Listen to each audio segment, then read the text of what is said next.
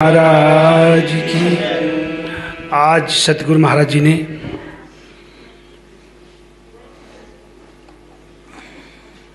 भाई बिलीराम जी की सेवानिवृत्ति के उपलक्ष्य में हम सबको अपने दरबार में बुलाया है। अपने दर पर किसी को बुलाना ये राजी तेरी रजा में। जीव अपने बस में नहीं है जीव के सत्संग में आ जाए। काल ने ऐसा प्रबंध किया है कि जीव सब काम करे पर सत्संग में न जाए। अंबाले वाली सरकार कहते थे जिसने सत्संग है मिल जाता उन्हें फिर 84 आता, सेंध लग जाती है उसकी 84 में। वो आने नहीं देता महाराज जी, सत्संग में आने नहीं देता है। मुंडा पीड़, पेटा पीड़, जांघा पीड़, पता नहीं कैथी पीड़, बच्चे बीमार, समाज में नई प्रॉब्लम खड़ी कर देता है और जीव को सत्संग में नहीं आने देता है। और जो आ गया सत्संग को जाइए तजमाया अभिमान, जीते जीते पग तरे 100 जग समान। सत्संग में आने भर का पुण्य है ये, आने भर का। और यहाँ सत्संग में जो आ गया यहाँ बंदे से रब बनाए जाते हैं, नर से नारायण बनाए जाते हैं, खुद में खुदा हो जाते हैं जीव जो सत्संग में आ जाते हैं। ऐसी महिमा सत्संग की है। सतगुरु महाराज जी का ये सुंदर दरबार और उनके संत महापुरुषों का आज ये समागम हम सबको और श्री गुरु महाराज की प्यारी संगत में बैठने का अवसर मिला है। सचमुच आज की ये बड़ी सुलखनी घड़ियां है।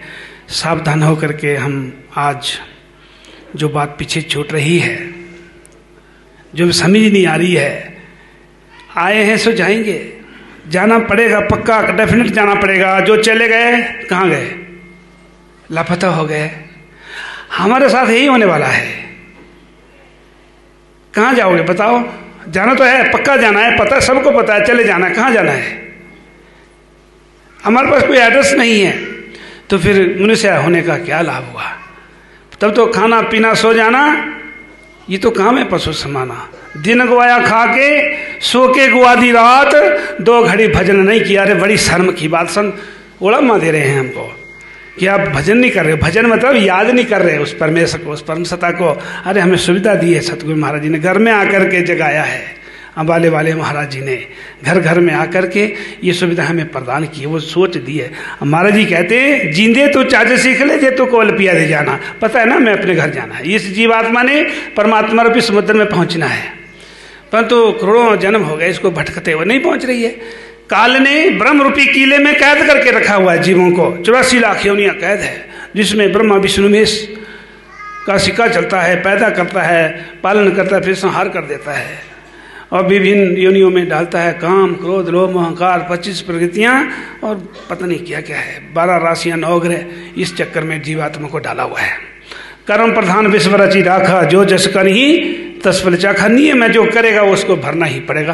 कर्मों को खत्म करने की दवाई बनी नहीं संसार में, ना कर्म कांड में, ना तीर्थ व्रत में, ना दान पुण्य में। जितना मर्जी कर लो परंतु कर्म वहीं के वहीं खड़े रहते हैं।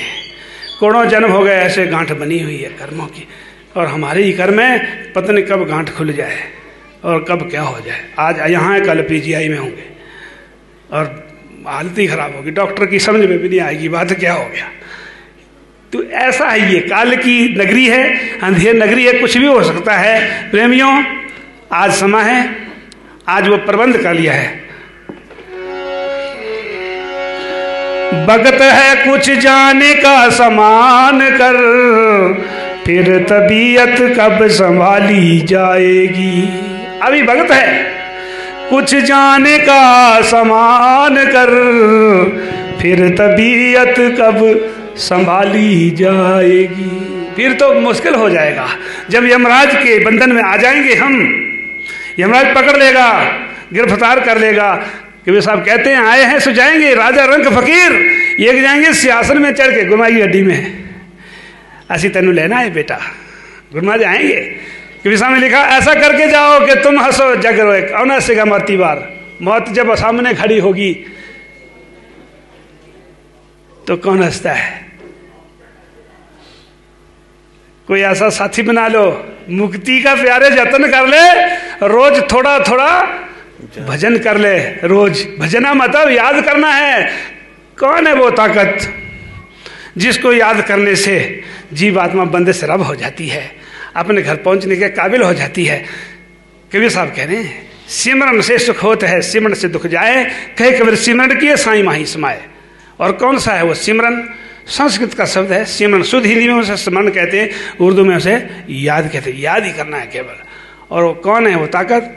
गुरु के सिमरन मात्र से। कबीर जी ने कह दिया गुरु क्या है? साक्षात परम ब्रह्म। भाई जी कह रहे थे गुरु साक्षात परम ब्रह्म, तस्मै श्री गुरुवे नमः। हमें उन्होंने अपनी गोद में लिया, हमारी बाँह पकड़ लिया उन्होंने।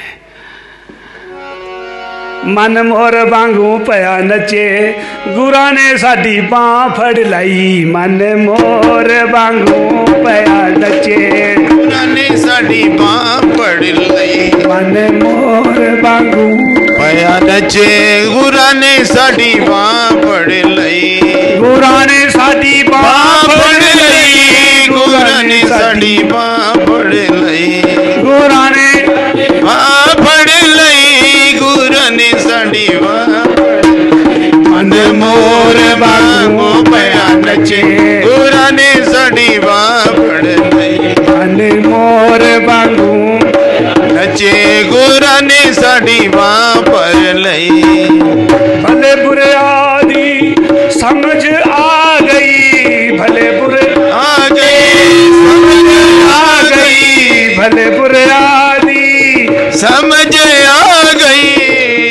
उन कौन आसानो ठगे, गुरा ने साडी बाँ फड़ लाई। अब कौन आसाजो ठगे, गुरा ने साडी बाँ फड़ लाई। मन मोर मोर मांग पया नचे, गुरा ने साडी बाँ फड़ लाई। जिन्हां दे पुत नाम जपदे, धन धन है जिन्हां मावां। जिन्हां दे पुत नाम जपदे, धन धन है जिन्हां दियां मां। जिन्हां दे पुत नाम जपदे, जिन्हां दे पुत नाम जपदे, पुत नाम जपदे। जिन्हां दे नाम जपदे, जिन्हां दे पुत नाम जपदे। धन धन है जिन्हां दियां मां, जिन्हां दे पुत नाम जपदे। धन धन है जिन्हां दियां मां, पुत नाम जपदे। माता जने तो भक्त जन, याद आता सुरे, वरना जननी बांझ रहे, काहे बगाड़े ये नूर। तेरे नूर दी मैं लाज रखावा, जिन्हां दे पुत नाम जपदे। तेरे नूर दी मैं लाज रखावा, जिन्हां दे पुत नाम जप। धन धन है जिन्हां दियां मां, जिन्हां दे पुत नाम जपदे। धन। अब भाई जी सर में शायर हो गए हैं अपनी सर्विस से। ऐसा होता है घर में छोटी मोटी ऊंची नीची बात हो जाए, अपने कपड़े पहने भागे दफ्तर, वो दुनिया लगी रहती है, उसी दुनिया में रहे बड़ी देर। वो तो वहीं संभाली है नौकरी में। अब घर में आए यहाँ बड़ा भारी काम करना पड़ेगा, संतुलन बनाना पड़ेगा परिवार से। ड्यूटियाँ बड़ी भारी होती है परिवार की भी, साथ में आध्यात्मिक जगत का काम भी है। ऐसा पता ही ना लगे कि पीछे परिवार में किसी तरह की डिस्टर्बेंस ना हो। इस तरह से भक्ति की जाती है। अब पीछे गड़बड़ हो गया, आगे चले गए तो गड़बड़ तब भी गड़बड़ेगा। संतुलन बना के चलना पड़ेगा, ये हमने करना होता है ये काम। और परिवार को खुश रखें और साथ में आध्यात्मिक जगत में काम करें। गुरुमाई का काम है, सारे संत इस काम में लगे हुए हैं। गुरुमाई का काम है, गुरुमाई अपने आप ही करते हैं। वक्ता भी महाराज हैं, श्रोता भी महाराज हैं। वो बैठ के ही सुनते हैं और भक्तों के बीच में वो बोलते भी वही हैं। अपने काम को खुद स्वयं करते हैं। तो इस काम में हम अपनी तरफ से ना कुछ कहें, वो बोलते हैं जो देंगे वो आगे दे दो, बढ़ा दो। गुरुमाई का काम है, come to learn go to सब, सीखो आओ और बांटो जाके दुनिया में। है तो बोलो जयकारा बोल। बोलिए मेरी श्री गुरु महाराज की। सारी संगत को अवगत करा दूं कि हमारी सारी संगत के बीच में शिमला हाई कोर्ट से एक महान शख्सियत दरबार के बीच में उपस्थित हुए हैं। बहुत बहुत अभिनंदन है, बहुत बहुत सत्कार है।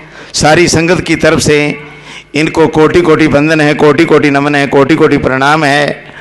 तो अब मैं अपने आदरणीय गुरुजी से निवेदन करूंगा, हमारे दुर्गापुर दरबार के